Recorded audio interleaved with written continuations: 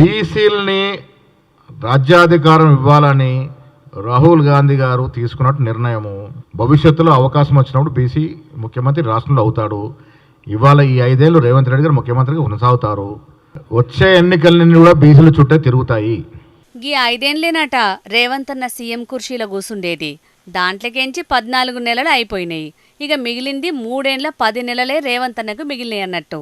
అటెన్కాలైతే బీసీలకే ఇస్తారట సీఎం పదవి. రాహుల్ అన్న బీసీ రాగం ఎత్తుకున్నాడు కాబట్టి రేవంత్ అన్నకైతే ఇచ్చే ఆలోచన లేదట. 10 ఏళ్లు రేవంత్ రెడ్డే సీఎం అని గప్పట్ల చాలా మంది షెయ్యి పార్టీ లీడర్లు మాట్లాడిండ్రు గాని ఇప్పుడు గాలు కూడా గా మాటను వెనకకు తీసుకుంటారు కావచ్చు. మీద రాహుల్ అన్నే ముఖ్యమంత్రిని మారుద్దాం అనుకుంటున్నప్పుడు ఇంకా పార్టీలున్న లీడర్లు ఏం మాట్లాడతారు? మీదోళ్ళు ఏదంటే గదే గాని ఇప్పటికే షెయ్యి పార్టీకి ఎంత రావాలనో అంత వ్యతిరేకత రానే వచ్చింది జనాలల్లా.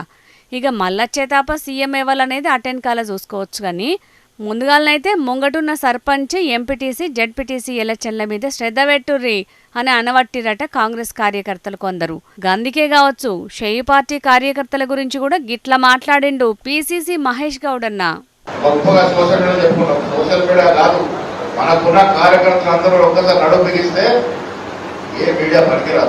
షెయ్యి పార్టీలున్న కార్యకర్తలందరూ ఓ పారి గట్టిగా అనుకుంటే సోషల్ మీడియానే కాదు ఏ మీడియా పనికిరాదట. గిదే మాట గానడమ చెప్తే మంచిగుండు కదనే. గప్పట్లనేమో కార్యకర్తల్ని నమ్ముకోకుండా తెలంగాణలో ఎవ్వలి పాలన మంచిగున్నది అని సోషల్ మీడియాలో సర్వే పోస్టు పెట్టి ఎల్లెలకల పడుతిరి. ఇప్పుడేమో సోషల్ మీడియా వేస్ట్ అన్నట్టు మాట్లాడుతున్నావు.